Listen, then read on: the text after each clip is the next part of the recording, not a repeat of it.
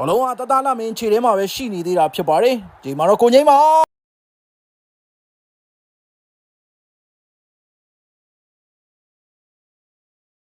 ဘလုံးကတသားလာမင်းခြေထဲမှာပဲရှိနေသေးတာဖြစ်ပါတယ်ဒီမှာတော့ကိုငိမ့်မောင်ဖြတ်ထုတ်သွားပြီခင်ဗျာကိုငိမ့်မောင်တောက်လျှောက်ပဲဆွဲသွားပြီးရှေ့ကိုမျောချပေးထားတယ်တသားလာမင်းပြန်ရတယ်ကိုငိမ့်မောင်နောက်ထိဆင်းပြီးတော့ဖြတ်ထုတ်သွားတာခင်ဗျာဒီနေ့ပွဲစဉ်မှာကိုငိမ့်မောင်တယောက်ကတော့ကလေးတွေကိုလုံးဝကိုပျော်ခွင့်မပေးတာခင်ဗျာတသားတို့ကလေးတွေကန်နေအောင်အဲ့လူကြီးကဝင်လာပြီးတော့အတင်းဝင်ရှုပ်တာလူကြီးတွေပါလို့မရဘူးလို့ပြောတာလည်းမရဘူးအဲ့လူကြီးကအတင်းဝင်ကန်တာသူအပြင်ကြီးနေပြီတသားတို့ကငငယ်လေးရှိသေးတယ်သူ့ရွယ်ကြီးနဲ့ဝင်ကန်တော့တသားတို့ရှုံးသွားတာပေါ့သူကအသက်လည်းကြီးရပြီးတော့ဂျင်တွေလည်းဆော့ထားတော့တသားတို့ body တွေတိုက်ပြတာတသားအမှနာသွား